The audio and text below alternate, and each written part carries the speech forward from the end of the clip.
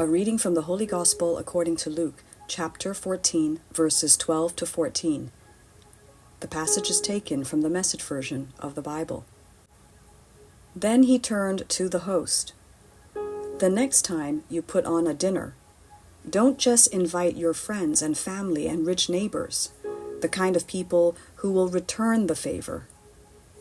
Invite some people who will never get invited out, the misfits from the wrong side of the tracks. You'll be, and experience, a blessing. They won't be able to return the favor, but the favor will be returned. Oh, how it will be returned at the resurrection of God's people. The Gospel of the Lord. Good morning. I am Father Joseph Matthew, and this is Coffee with God. Let us now listen to a short reflection on the Holy Gospel according to St. Luke, chapter 14, verses 12 to 14. Partaking in the building up of the kingdom. In today's Gospel reading, Jesus imparts a message about generosity. He encourages us to avoid actions driven by self-interest or personal benefits. He calls us to avoid forming relationships based on selfish advantages and instead offer kindness without expecting anything in return, particularly to those who are unable to reciprocate.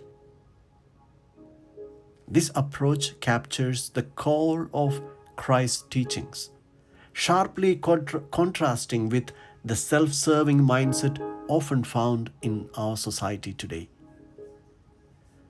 Jesus warns that selfishness and jealousy stem from pride and lead to division, often gossip and competition, aiming to promote oneself by diminishing others, subtly undermine relationships. This selfish behavior damages families, friendships, and communities, much like the everyday rivalries between siblings and colleagues. Jesus calls us to abandon these divisive attitudes and instead embrace humility and peace, recognizing the value and dignity of each person we encounter.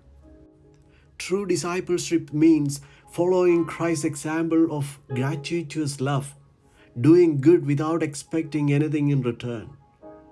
This type of selfless love builds unity and peace in small but significant ways.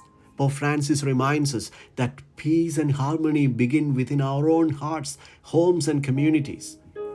The wars being fought today are rooted in the same rivalries and pride that can take root in our lives. As Christians, we are called to be peacemakers by fostering unity in our families, in our workplaces and parishes.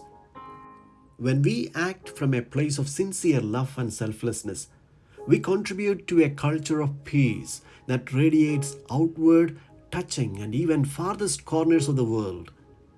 Let us strive to live without rivalry or pride, offering kindness and compassion freely, as Christ did.